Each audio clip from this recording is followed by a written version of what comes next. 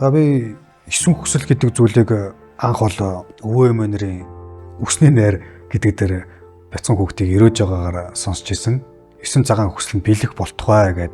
Тэгээд тухайд яг юу гэж хэлээд байгаа мэдэхгүй нэлээд урт юм дуржнуулж хэлчихэд хад өсөө барьж байгааг бол харж ирсэн. Дараа нь 9 цагаан хүсэл гэдэг зүйлийг сонсч ирсэн байхгүй юу. Тэгээд энэ нөгөө нэг эмээ өвөө авга нагцарын яриадсэн 9 цагаан хүсэл гэдгийн тайлбар нь энд байгаа юм байна штэ гэд сонирхож ойлголтууд авсан байдгийг. Тэгээ би өөртөө ингээд 9 хүсэл гэдэг зүйлээ тодорхойлох хэрэгтэй юм байна гэж бодоод өнгөрсөнд би ямар хүсэлтэй байсан юм бэ? Одоо ирээдүйн цаг руу хандуулж ямар хүсэл бичвэл, ямар хүсэл дэвжүүлвэл зөв юм бэ гэд нэг хэсэг их хайж судалсан байдгийг. Тэгээ би ямар тач нөгөө тэр подкаст судруу зэрэгс нөгөө өсөн хүслийн мэдээллүүдийг аваад ирэнгуутаа шууд алс ирээдүр ингээд хүсэж байхаас илүү ойрын ирээдүйд хүсэж үзье гэдэг. Тухайд би нэг судрын хэрэгцээтэй байсан учраас тэр чинь нөгөө нэг хэсэг хүслээр эдийн хүслийн юм байл л дээ. Тийм судартай болмоор байна. Гэхдээ яаж гэдэг нь за хамаагүй биш юм да. Надад ямар тач судар хэрэгтэй учраас би судартай болмоор байна гэд хугацаа тавьсан чинь надад юу яасан. Тухайд Монгол хоттой онгон түүхийн гэлбаа гэд судрыг яасан. Англи хэлтэйг надад хүн бэлгэлжсэн байхгүй юу. Тэгсэн чинь би тэр хүслээ яг гой зөв тодорхойлоогүй юм байна штэ тий. Би нэг яг гой цэвэр шудраг хөдөлмөрийнхөө хөлсөөр авъя гэж бичээгүй юм байна. Хүн надад бэлгэлээсэй гэж бичээгүй юм байна. Эсвэл зам дээр таараасаа гэж хүсээгүй юм байна. Монгол хэл дээр байгаасаа гэж хамгийн гол нь хүсээгүй байсан байхгүй. Тэгээд тухайд энэ нэг эсвэн хүслийн зөв гэдэг юм ажилтг юм байна гэж ойлгож авсан байхгүй юу. Тэгээд дараагийнхаа хүслийг буюу өмнөх хүслүүдийнхаа эдийн чинь өмнө эрүүл мэнд байгаад идэг. За эрүүл мэндийнхээ хүслийг ингээд өөрөөгөө болон гэр бүл төрөл садан за цаашлаад Монгол гэж бодоод бичиж үзлээ. Эдийн хэрэгцээг бас бодож ирэмблээд бичиж үзлээ. Боловсролын хэрэгцээ, танин мэдхүйн хэрэгцээ гэдэг зүйлээ одоогийн нөхцөл байдал хүртлээр би юу мэдэж таньсан гэдгээ за яг нөгөө боловсролын төвшин буюу ерөнхий боловсрол дээд магистр гээл тий. Гэхдээ салбар бүрлөгөө яаж хүрч чаддаг вэ гэдэг хичээний байдлаа нэлээд задаргаатай ингээд бичиж үзсэн.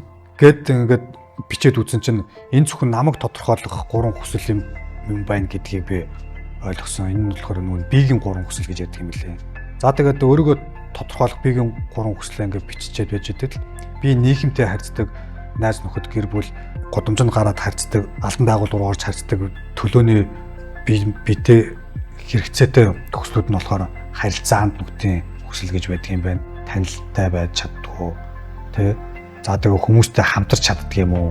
Ядаж гэр бүл дотор хань жилтэйгээ харилцан ойлголцож чаддаг юм уу? гэдэг юмнуудаа бодсон чинь ер нь асуудал байгаад байдаг юм байна гэдгийг олж ирсэн байхгүй юу.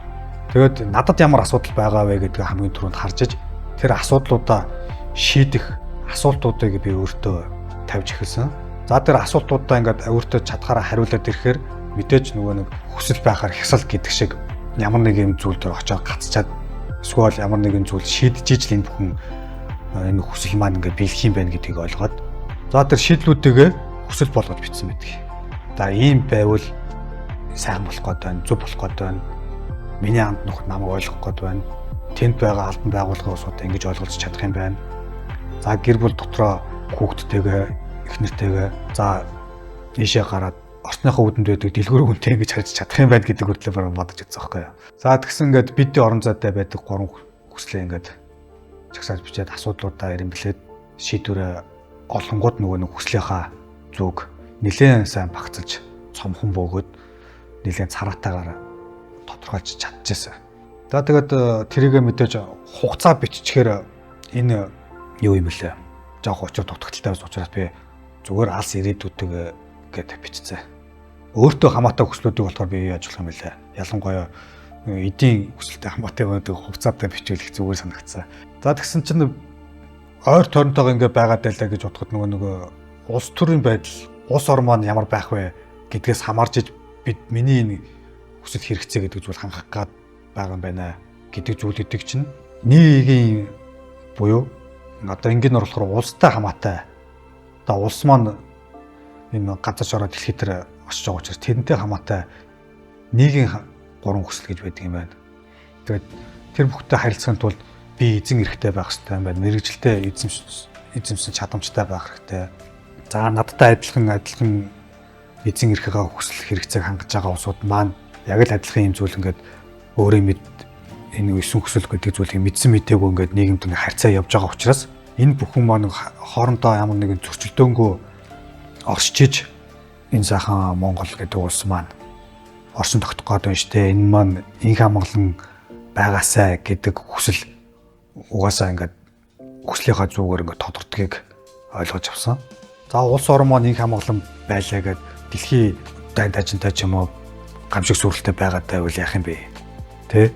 Гэт бодохоор би дэлхий буюу бусад улс орнгийн амар амгалан байдал энэ дэлхийн мөнх оршууд бас ингээд их баг хэмжээгээр санаа зовох хэрэгцээтэй болдгийг ойлгоод тэгээд мөнх оршихуу гэдэг хүслээ ингээд олон нийт улс орныхоо төлөө ингээд бичих хэрэгцээтэй болдгийм байна. Энэ маань ингээд уруулаад бодохоор дэлхийн амгалан байвал Монгол улс маань сайхан байх гээд байна. Монгол улс маань сайхан байвал гэр бүл маань сайхан байх гээд байна. Гэр бүл маань сайхан байвал би амар амгалан байх гээд байна гэдэг зүг ойлгосон учраас тэр 9 хүсэл гэдэг зүйлийг ер нь хүн нэгнтэй яагаад өрөөгöd гэдгийг өөртөө яагаад тэрийг ингээд ирэмбэлж бичээд байдгийг гэдэг зүйлийг ойлгосон учраас ойр тойрон да ярих боломж гарсан үедээ нөхцөл нь бүрдсэн тохиол болгон дээр хүмүүст жаахан ч болтгой ойлголт өгөхийг хичээж явдаг.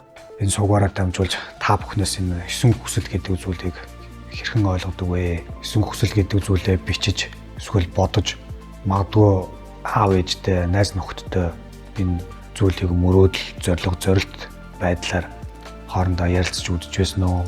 Санаандгүй байдлаар тэр хүсэл гэдэг зүйл маань биелж байсан уу? Тэр асуудал хүсэл гэдэг зүйлүүдтэйгээ ирэмблэж цэгцэж байсан туршлагуудаас ингээд хуваалцвал энэ зүйлийг мэдээж ингээд мэдсэн хэрнээ ингээд үйлдэж чадахгүй, бодсон хэрнээ үг болгож чадахгүй байгаа, бичиж чадахгүй байгаа, цэгцэж чадахгүй байгаа бусад нэгэнтэй ингээд хэрэгцээтэй мэдээлэл болгож харилцан асуулт хариулт биднэрт асуулт ирүүлээсэ гэж хүсэж байна.